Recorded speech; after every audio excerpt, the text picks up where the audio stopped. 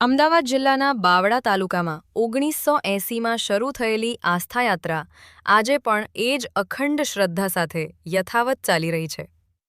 દર વર્ષની જેમ આ વર્ષે પણ સંઘ પ્રમુખ તુષારભાઈ પ્રજાપતિના નેતૃત્વ હેઠળ ભવ્ય પગપાળા સંઘનું આયોજન કરવામાં આવ્યું.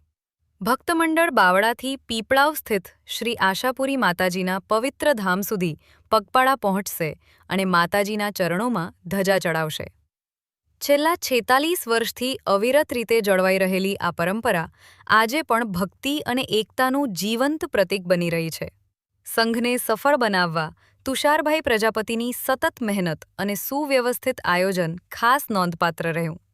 સાથે જ પ્રજાપતિ સમાજનો મળતો અખંડ સાથ અને સહયોગ યાત્રાને દર વર્ષની રીતે વધુ ભવ્ય બનાવે છે.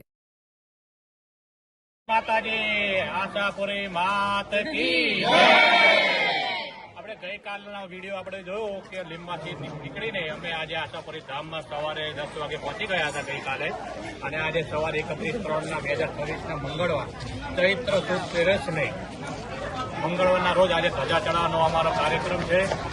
અને ધામધૂમથી ડીજેના તાલે આજે અમે અહીંયાથી ધજા લઈને આશાપુરી મંદિરના શિખર ઉપર ધજા ચડાવવામાં આવશે. અને આગળની માહિતી અમારા મોટા ભાઈ અને મહાસંઘપતિ એવા તુષારભાઈ પ્રજાપતિ માહિતી આપશે. આગળની સંવેદન કરશે. બોલો આશાપુરી. વર્ષોથી અમારા વડવાઓ આ માતાજીનો સંઘ નીકળે છે, ધજા લઈને આવે છે બાવળાથી.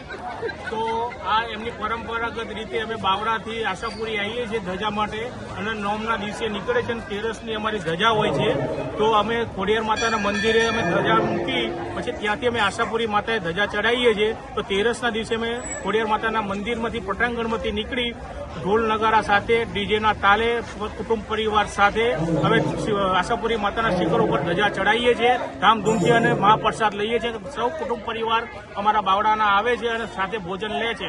બોલો આશાપુરી.